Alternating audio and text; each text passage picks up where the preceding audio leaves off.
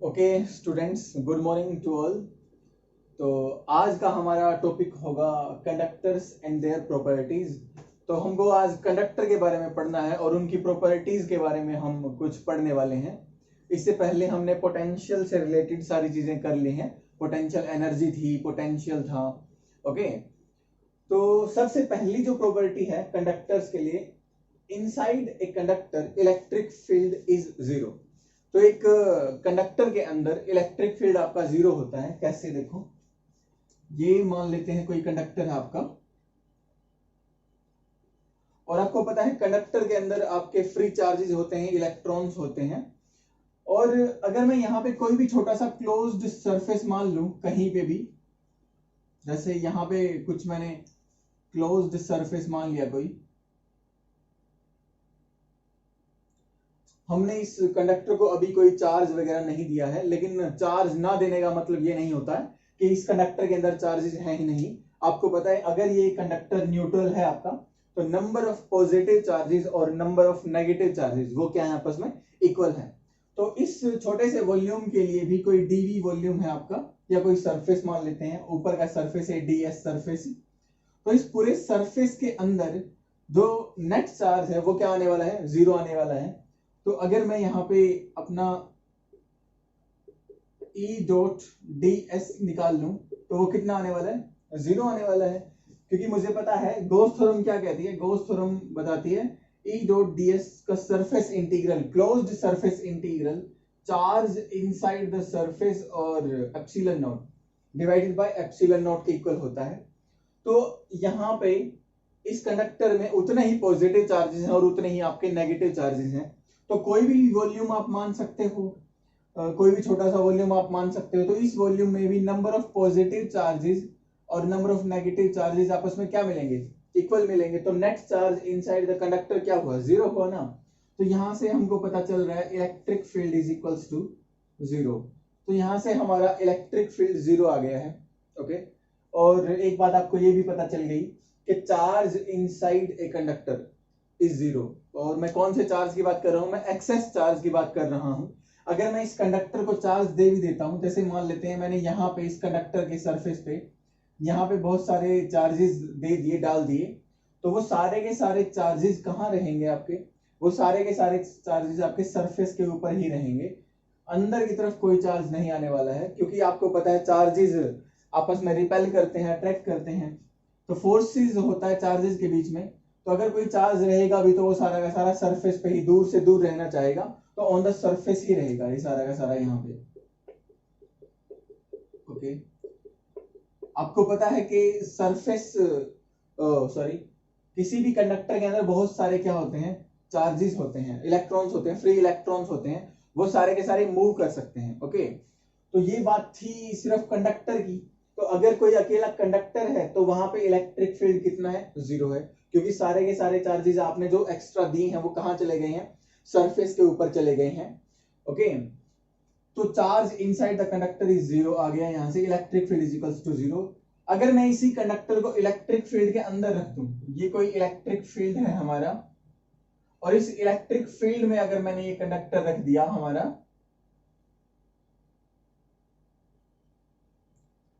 तो अब क्या होने वाला है, तो अब आपको पता है यहाँ पे बहुत सारे चार्जेस हैं, और इलेक्ट्रिक फील्ड के इन्फ्लुएंस में वो चार्जेस आपके मूव करना स्टार्ट कर देंगे। ओके, तो पॉजिटिव चार्ज के ऊपर इलेक्ट्रिक फील्ड मान लेते हैं आपका इस डायरेक्शन में है, तो आपका पॉजिटिव चार्ज कहां जाता है, अलोंग द इलेक्ट्रिक फील्ड, उसके ऊपर फोर्स लगता है, force is equals to Q E. तो फोर्स की जो डायरेक्शन है वही इलेक्ट्रिक फील्ड की डायरेक्शन थी इस केस में। तो और अगर मैं नेगेटिव चार्ज की बात करता हूं, तो नेगेटिव चार्ज इलेक्ट्रिक फील्ड के अपोजिट जाता है, क्योंकि force is equal to charge times electric field. तो ये माइनस सिंबल क्या बताता है, माइनस बताता है direction of force is opposite to the electric field. तो नेगेटिव चार्ज पे जो फोर्स है वो इलेक्ट्रिक फील्ड के अपोजिट डायरेक्शन में लगता है। तो यहां से आपको पता चल रहा है कि पॉजिटिव चार्जेस इसके अंदर जो भी होंगे वो सारे कहां चले आएंगे, यहां पे एक तरफ, और नेगेटिव चार्जेस कहां पे, इस तरफ आ जाएंगे आपके। तो इसके अंदर जितने भी चार्जेस थे, पॉजिटिव नेगेटिव जो भी, तो पॉजिटिव चार्जेस पे फोर्स कहां लगा, अलोंग द इलेक्ट्रिक फील्ड। तो वो इस तरफ चले गए, और नेगेटिव चार्जेस पे अपोजिट टू इलेक्ट्रिक फील्ड, तो ये सारे इस तरफ आ गए हैं। क्या बोलते हैं हम इसको? इंडक्शन। एक्सटर्नल चार्ज की प्रेजेंस में आपके चार्जेस का रीडिस्ट्रीब्यूशन हो जाना, क्या बोलते हैं इसको? इंडक्शन। तो इंडक्शन की वजह से यहाँ पे चार्ज इंड्यूस हो जाएंगे और यहाँ पे चार्ज इंड्यूस हो जाएंगे। तो पहले जैसा इलेक्ट्रिक फील्ड था, अब क्या केस बना? अब कुछ ऐसा बन रहा है कि इलेक्ट्रिक फील्ड यहाँ से आ रहा था, और अगर यहाँ नेगेटिव आ गया है तो इलेक्ट्रिक फील्ड नेगेटिव पे जाके खत्म हो जाता है। तो इलेक्ट्रिक फील्ड को नेगेटिव में ही तो जाना होता है, और इसी तरीके से यहाँ इलेक्ट्रिक फील्ड ये, तो यहाँ तो पार जा नहीं सकता ना इलेक्ट्रिक फील्ड, क्योंकि नेगेटिव से निकलता नहीं है, नेगेटिव सिर्फ अंदर आता है। तो अगर यहाँ पहले की तरीके से जैसे जा रहा होता है इलेक्ट्रिक फील्ड, तो ऐसा तो हो ही नहीं सकता, नेगेटिव चार्ज से कभी जाता नहीं ना इलेक्ट्रिक फील्ड, सिर्फ उसके अंदर आता है। तो ये केस है इलेक्ट्रिक फील्ड का। और यहाँ पॉजिटिव आ गया तो पॉजिटिव से निकलता है, तो ये हो गया। तो inside the conductor electric field is 0 when the conductor is placed in external electric field। और यहाँ कंडक्टर हमने किसी फील्ड में भी नहीं रखा, फिर भी इलेक्ट्रिक फील्ड अंदर कितना आ रहा है? 0 ही है ये। ओके, तो यहाँ से हमारी दो प्रॉपर्टीज हो चुकी हैं। Electric field inside a conductor is 0, and second is there is no excess charge inside a conductor. तो कंडक्टर के अंदर कभी कोई एक्सेस चार्ज नहीं होगा। एक्सेस का मतलब है जो एक्स्ट्रा हम दे रहे हैं वो वाला। वैसे तो कंडक्टर के अंदर नंबर ऑफ, अगर वो न्यूट्रल भी है तो पॉजिटिव चार्ज और नेगेटिव चार्ज तो उसमें है ही, लेकिन मैं एक्सेस चार्ज की बात कर रहा हूं, तो लिख देता हूं इस प्रॉपर्टी को भी। There is no excess charge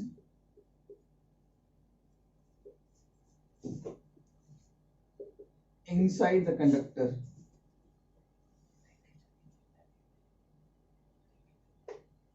तो कंडक्टर के अंदर कोई एक्सेस चार्ज नहीं होता है। All the charges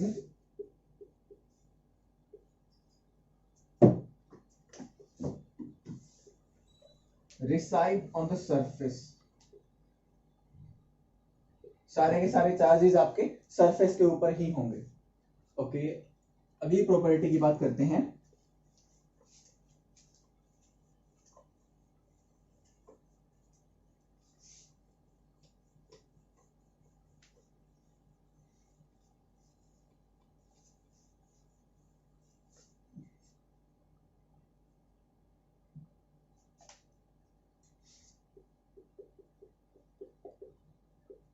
Electric field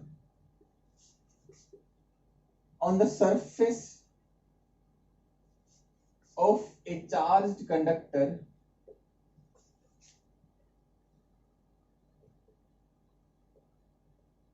is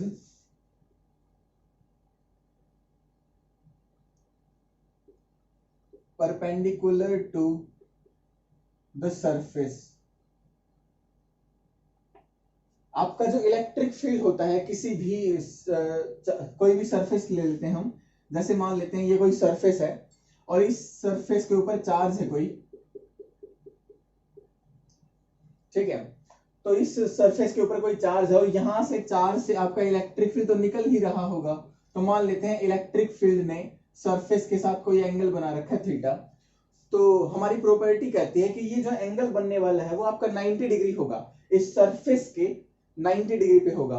ये सरफेस मैंने प्लेन लिया है, अगर आपको कोई भी ऐसे जिगजैग मोशन में होगा या कुछ भी सरफेस होगा तो उस जिस पॉइंट पे इलेक्ट्रिक फील्ड आप देख रहे हो उस पॉइंट पे एक टेंजेंट खींचना और इस टेंजेंट के फिर क्या मिलेगा? परपेंडिकुलर मिलेगा इलेक्ट्रिक फील्ड। अगर पॉजिटिव चार्ज इसके ऊपर है तो अपसाइड, और अगर नेगेटिव चार्ज इसके ऊपर है तो नीचे की तरफ, लेकिन होगा वो परपेंडिकुलर ही इस टेंजेंट के। ओके, तो सरफेस के परपेंडिकुलर आपका इलेक्ट्रिक फील्ड होता है। ओके, ये बात हमको प्रूव करनी है। लेकिन एक बात और भी है इसके अंदर, इलेक्ट्रिक फील्ड आपका परपेंडिकुलर होगा, लेकिन कब? एक स्टैटिक सिचुएशन में, ठीक है ना। In a static situation, static situation का मतलब यहां पे ये है कि हमने कंडक्टर को चार्ज दिए और चार्जेस एक बार, तो जैसे मान लेते हैं ये पूरा कंडक्टर है और इसको मैं यहाँ पे चार्ज डाल देता हूं, यहाँ पे मान लेते हैं 10 माइक्रोकूलम चार्ज मैंने इसके ऊपर डाल दिया। तो ये चार्ज यहीं पे नहीं रहने वाला है, ये चार्ज पूरी सरफेस पे यूनिफॉर्मली डिस्ट्रीब्यूट हो जाता है। ओके, तो डिस्ट्रीब्यूट होते टाइम तो ये मोशन में होगा ना, तो मैं उस टाइम की बात नहीं कर रहा हूं जब वो मोशन में होगा, मैं सिर्फ उस टाइम की बात कर रहा हूं जब सारे चार्जेस डिस्ट्रीब्यूट हो चुके हैं, एक स्टैटिक सिचुएशन आ गई है, there is no current inside और आउटसाइड द कंडक्टर, कोई करंट वगैरह नहीं है, सारे के सारे चार्जेस रेस्ट पे हैं, इक्विलिब्रियम सिचुएशन में है, तब ये इलेक्ट्रिक फील्ड सरफेस के साथ 90 डिग्री बनाता है। पर प्रूफ देखते हैं इसका। हमने देखा अगर इलेक्ट्रिक फील्ड आपका इस डायरेक्शन में, किसी भी डायरेक्शन में अगर होगा, तो उसके दो कंपोनेंट बनने वाले हैं। एक कंपोनेंट इस तरफ बनेगा जो कि एंगल के साथ वाला कंपोनेंट ई cos थीटा बनेगा, और इसके परपेंडिकुलर जो कंपोनेंट बनेगा ये बनेगा आपका ई sin थीटा। ओके, अभी अभी मैंने आपको बताया था कि कोई भी चार्ज अगर इलेक्ट्रिक फील्ड के इन्फ्लुएंस में आता है तो उसके ऊपर फोर्स लगना स्टार्ट हो जाता है। तो यहां पे आपका इलेक्ट्रिक फील्ड, और यहां कोई चार्ज मैंने रख दिया, तो इसके ऊपर क्या लगेगा, एक फोर्स लगेगा, और फोर्स लगेगा तो वो क्या करने वाला है, मोशन करने वाला है। तो इसी तरीके से अगर सरफेस के along the surface electric field है, कोई ना कोई कंपोनेंट तो है ना इलेक्ट्रिक फील्ड का ई cos थीटा, तो अगर इस डायरेक्शन में इलेक्ट्रिक फील्ड का कोई कंपोनेंट है, तो यहाँ पे ये जो चार्जेस पड़े हैं इनके ऊपर भी क्या लगना चाहिए, फोर्स, और उस फोर्स की वजह से चार्जेस को क्या करना चाहिए, मोशन करनी चाहिए। लेकिन अभी अभी मैंने बताया चार्जेस किस सिचुएशन में है, एक स्टैटिक सिचुएशन में है, इक्विलिब्रियम पोजीशन में है, कोई चार्ज मूव नहीं कर रहा है। अगर मोशन नहीं कर रहा तो यहाँ पे फोर्स क्या है चार्जेस के ऊपर, जीरो, नेट फोर्स तो जीरो है ना, और नेट फोर्स अगर जीरो है आपका तो फोर्स इज क्यू टाइम्स ई, तो इसका मतलब फोर्स जीरो है तो आपका इलेक्ट्रिक फील्ड भी क्या रहेगा, जीरो। तो इसका मतलब इलेक्ट्रिक फील्ड का वो कंपोनेंट जो अलोंग द सरफेस है वो जीरो है। तो E cos theta is equals to zero. हम यहां से देख सकते हैं कि E तो जीरो हो नहीं सकता, इलेक्ट्रिक फील्ड चार्ज अगर है तो इलेक्ट्रिक फील्ड तो होगा ही यहाँ पे, तो E जीरो नहीं है तो cos थीटा क्या होगा आपका, जीरो, और cos थीटा अगर जीरो है तो जीरो को मैं लिख सकता हूं cos 90। तो यहां से अगर मैं इसको और इसको कंपेयर करता हूं तो थीटा विल बी 90 डिग्री। तो यहां से प्रूफ हो गया ये थीटा कितना होगा, 90 डिग्री होगा। तो 90 डिग्री होगा तो ये आपका सरफेस, यहाँ पे आपका चार्ज, और ये आपका इलेक्ट्रिक फील्ड। अगर आपका सरफेस कुछ इस तरीके का है, तो जैसे यहाँ पॉजिटिव चार्ज मान लेता हूं मैं, और यहाँ कोई नेगेटिव चार्ज मान लेता हूं, तो इस पॉइंट पे टेंजेंट खींचा और टेंजेंट के परपेंडिकुलर इलेक्ट्रिक फील्ड E1, और यहाँ पे इस पॉइंट पे इलेक्ट्रिक फील्ड जो है वो टेंजेंट के परपेंडिकुलर, नेगेटिव चार्ज है तो इसीलिए इलेक्ट्रिक फील्ड इनसाइड आएगा, पॉजिटिव है तो आउटसाइड की तरफ जाएगा। ओके, तो ये हमने थर्ड प्रॉपर्टी थी आपकी, तो 3 प्रॉपर्टी हमने कर ली। नेक्स्ट प्रॉपर्टी देखते हैं।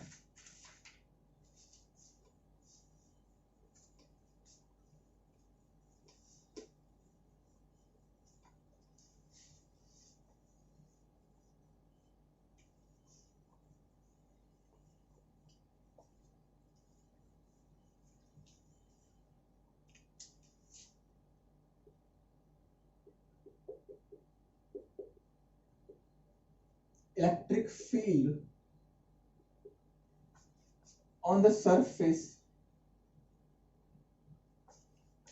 of a conductor, charged conductor है, is sigma by epsilon naught। अगर कोई भी कंडक्टर मैं लेता हूं, जैसे ये कोई कंडक्टर हमने मान लिया और ये चार्ज है, तो इसके ऊपर कोई पॉजिटिव चार्ज होगा,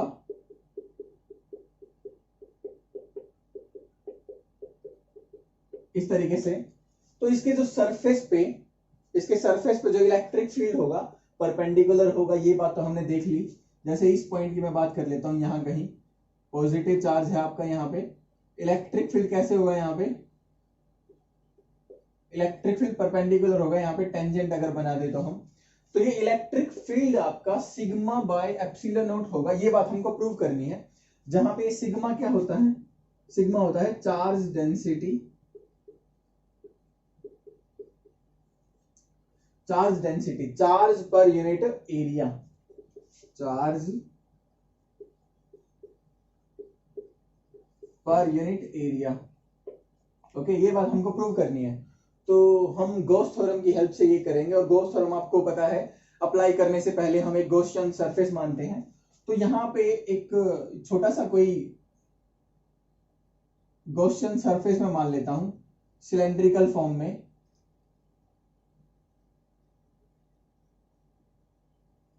ये कोई गॉसियन सरफेस हमने मान लिया, तो एक गॉसियन प्रूफ देखते हैं इसका। Gaussian surface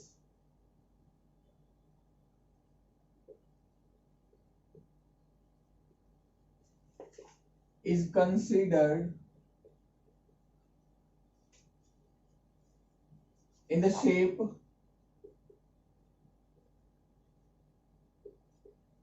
of a cylinder। एक सिलेंडर की शेप में गॉसियन सरफेस माना गया है। ये जो आपका सरफेस है ये वाला, ये सिलेंडर आधा सरफेस के अंदर है और आधा इसके बाहर है। ओके, इस तरीके से कुछ माना गया है। इसके अंदर से ही आपका ये सरफेस गया हुआ है। ओके, अब गॉस थ्योरम अगर मैं यहाँ पे अप्लाई करता हूं तो गॉस थ्योरम क्या कहती है, E dot ds this is equal to charge inside over epsilon naught, ये कहती है। तो हमने क्या देखा, इलेक्ट्रिक फील्ड, यहाँ पे इलेक्ट्रिक फील्ड थोड़े से सरफेस के लिए हमने E मान लिया। ओके, इस कांस्टेंट मान लिया E को भी, क्योंकि बहुत ही स्मॉल सरफेस मैंने माना है। ये मान लेते हैं मैंने कोई ds सरफेस यहाँ पे माना हुआ है। ओके, इसके बाद ds आता है आपका, इस ds का ही इंटीग्रेशन सिर्फ मुझे करना है यहाँ पे। ठीक है, this is equal to inside का चार्ज, इस पूरे सरफेस के अंदर कितना चार्ज है, तो सिर्फ उतना ही चार्ज है ना, देखो जितना ही एरिया है आपका। ठीक है, जैसे आप देखो, ये मान लेते हैं आपकी कोई शीट है, ये हम पहले भी कर चुके हैं ऐसा ऐसा, और इसके अंदर से आपका ये सिलेंडर गया हुआ है ये, और हमने देखा इस पूरी शीट के ऊपर चार्ज था। तो इस सिलेंडर के अंदर कितना चार्ज है, सिलेंडर के अंदर उतना ही चार्ज है जितना सारा ये एक क्रॉस सेक्शनल एरिया है सिलेंडर का, मतलब ये वाला एरिया जितना है। और ये वाला एरिया मैंने थोड़ा सा कितना मान रखा है, ds मान रखा है ना। तो यहाँ पे भी सिर्फ और सिर्फ ds एरिया के अंदर ही चार्ज है आपका। तो हमको क्या बताया कि जो सिग्मा होता है आपका, वो क्या होता है, चार्ज पर यूनिट एरिया। तो यहां से अगर मैं चार्ज निकालना चाहूं तो क्या निकलेगा, सिग्मा इंटू एरिया। तो यहाँ पे चार्ज डेंसिटी तो सिग्मा ही मान रखी है मैंने इसकी, और इंटू एरिया। तो ये एरिया कितना सारा है, ये एरिया नीचे का मैंने dA माना है, जैसे मैंने ये ds माना है, तो ये भी कितना है, ds। तो ds एरिया में ही आपका क्या है, चार्ज है। तो यहाँ पे ds, तो यहाँ पे आपका चार्ज आ गया, और ये चार्ज आया इनसाइड वाला। तो इस इनसाइड चार्ज को मैं सिग्मा ds से क्या कर सकता हूं, रिप्लेस कर सकता हूं। ठीक है, तो यहां से ds से ds आपका कैंसिल हो जाएगा। ds यहाँ पे आप ds से ds कैंसिल कर सकते हो, ds का इंटीग्रेशन करोगे, इसको यही मान लेना कि यही आपका एरिया है, कंप्लीट ही मान लिया मैंने डायरेक्ट। ठीक है, ds को और स्मॉल मान सकते हो आप, या इसको ds प्राइम कर देना। तो ds प्राइम का जो इंटीग्रेशन हुआ वो ds आ चुका है, या फिर डेल्टा s, जो भी आप लिखना चाहो। ठीक है, ओके, तो आप डेल्टा s कर लो, इसको डेल्टा s बेटर रहेगा। यहाँ पे ds का इंटीग्रेशन करना है, जो कि डेल्टा s आ गया, ये भी मैंने डेल्टा s कंसीडर कर लिया, और यहां भी सिग्मा इंटू डेल्टा s। तो डेल्टा s से डेल्टा s कैंसिल हो जाएगा, तो E is equal to sigma by epsilon naught. तो यहां से ये हमने प्रूव कर दिया कि electric field is sigma by epsilon naught on a charge on the surface of a charge conductor. और इसकी डायरेक्शन भी होगी कुछ ना कुछ। अगर मैं इसकी वेक्टर फॉर्म लिखना चाहूं तो electric field is sigma by epsilon not, और डायरेक्शन गई आपको पता है परपेंडिकुलर, तो परपेंडिकुलर कोई यूनिट वेक्टर ले लेते हैं n कैप। तो n cap is the perpendicular vector to the surface, तो इसकी डायरेक्शन में ही इलेक्ट्रिक फील्ड है आपका। अगली प्रॉपर्टी है electric potential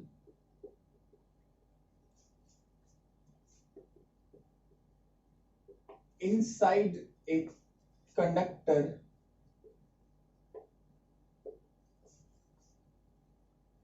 is constant and has a value equal to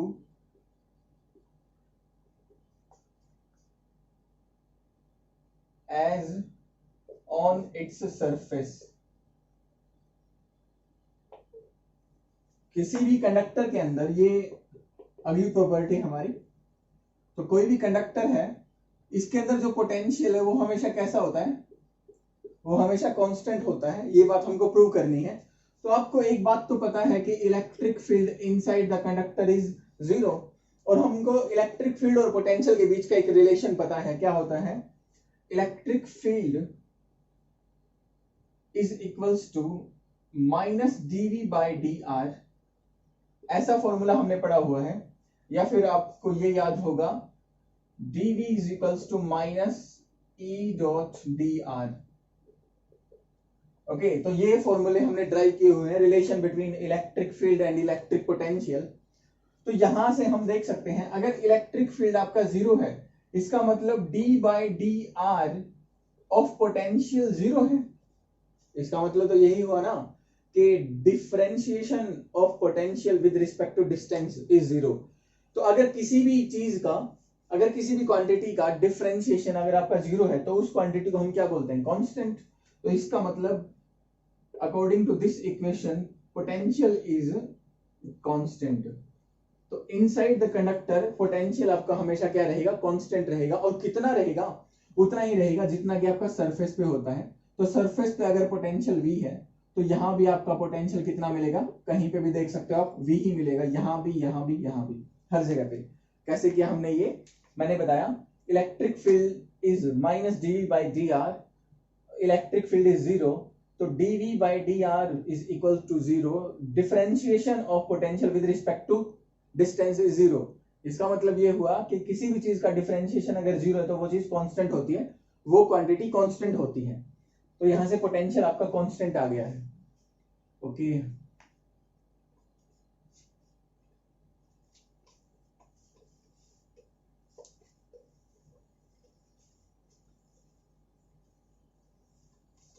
अगली प्रॉपर्टी करते हैं।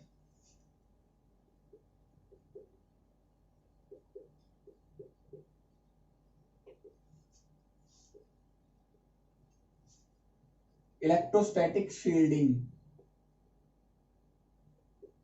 शील्डिंग का मतलब कुछ प्रोटेक्शन से होता है।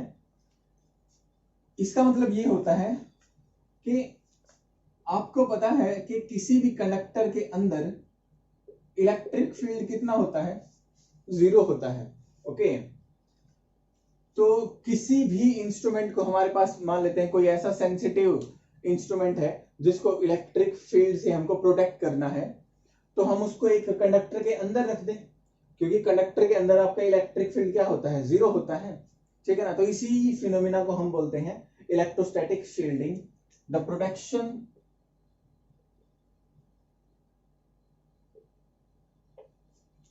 Of any instrument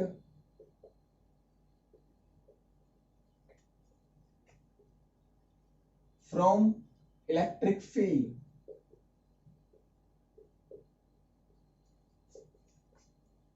is called electrostatic shielding. इसी को हम इलेक्ट्रोस्टैटिक शील्डिंग बोलते हैं। ओके, अब इसके अंदर एक दो चीजें और भी हैं। जैसे मान लेते हैं, ये तो मैंने सिंपल केस ले लिया, किसी भी कंडक्टर के अंदर इलेक्ट्रिक फील्ड जीरो होता है विदाउट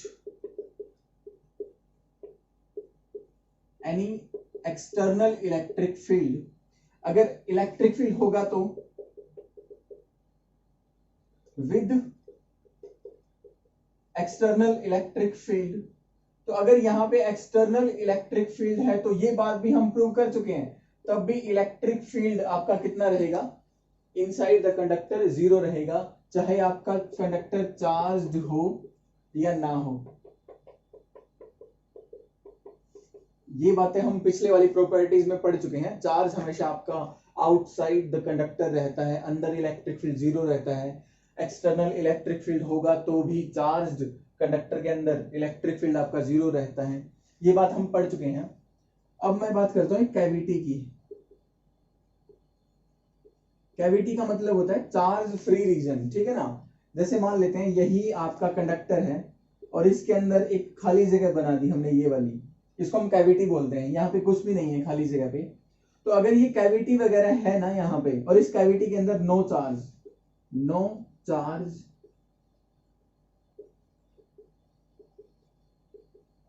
इनसाइड द कैविटी, सिर्फ तभी हम बात कर रहे हैं जब कैविटी के अंदर कोई चार्ज नहीं है। तो यहाँ पे इस कैविटी के अंदर भी आपका इलेक्ट्रिक फील्ड कितना मिलेगा, जीरो ही मिलेगा। ये कुछ मैथमेटिक्स से हम इसको प्रूव कर सकते हैं, लेकिन इतना जरूरत नहीं है अभी हमको इसकी।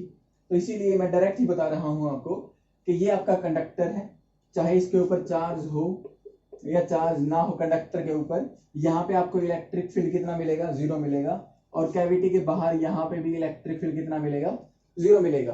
और इस सरफेस के ऊपर कितना मिलता है अभी हमने डिस्कस किया था, सिग्मा बाय एप्सिलॉन नॉट। लेकिन अंदर जीरो होगा, कैविटी के अंदर भी जीरो ही होगा। ओके, तो ये कैविटी से रिलेटेड बातें थी। ओके।